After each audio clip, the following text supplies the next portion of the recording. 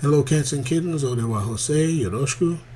Back in the Crisis Corner, continuing the Anatomy of a Cover series for the Intrepid Heroes and Villains story arc.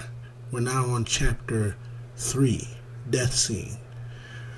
That chapter basically covered the sterilization, if you will, of San Miguel and the demise of our dear, precious Nadia Maria Chavez.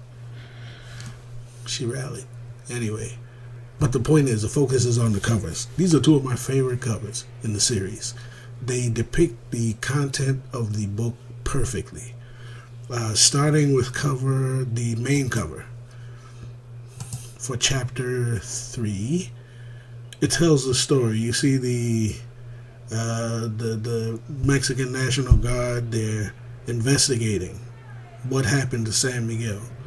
And as you can see, nothing good happened. At the end of Chapter 2, we knew that in Order 66 level deal was about to go down.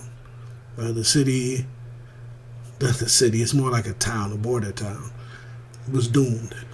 The Applegate brothers were going to wipe them out. They were given orders by this nebulous fellow. They were told to eliminate anyone who could have seen Paxton and Dawson, just do away with them.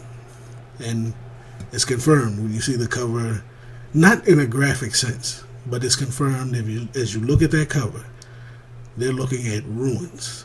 The Applegate brothers are apparently extremely strong, powerful. They took out an entire city. I keep saying city, town. And the art, Montos just crushed the art. I mean, you get the look of devastation. And I'm going to show you the interior 2-page spread. He crushed that even further. It'll be up on 1, 2, 3, boom. He crushed it. I mean, the city is done, finished. Unfortunate, sad, outrageous, in fact. But they're done. It's over. So Death Scene is about that. It's about the demise of San Miguel, and the alternate cover. We get the demise of our dear, dear Nadia Chavez. She faces her end with dignity and pride, but she faces her end. Also, we are led to believe. Anyway, and the alternate cover, going to the alternate cover, one of my favorite covers because I'm not exactly sure how much details I gave Montos in terms of what I wanted from that cover. He exceeded my expectations. I remember saying something about, I wrote him something about maybe stained glass or something, because she was held captive in the church. So the stained glass represents the church where she was held captive. And when you look at the image, her breaking through the stained glass and just looking at you and looking at the reader from behind the stained glass mirrors her exiting the church in those final pages after her death. Now a monster. And I'm going to show you those pages in a second. 3, 2, 1. See, she faces her death. Sad, terrible. Then she emerges, the monster, who will be the focus of the series going forward to issue 6. And it's just that, in my estimation, that powerful scene of her transition, and just especially Dr. Garver getting his comeuppance, so to speak. It's good stuff.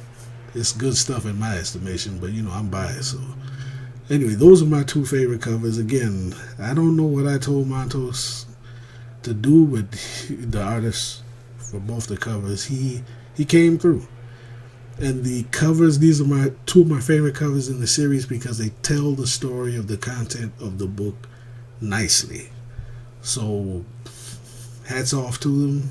Hats off to Montos. The execution was flawless. So that's Chapter 3. Chapter 4. Let me look through here.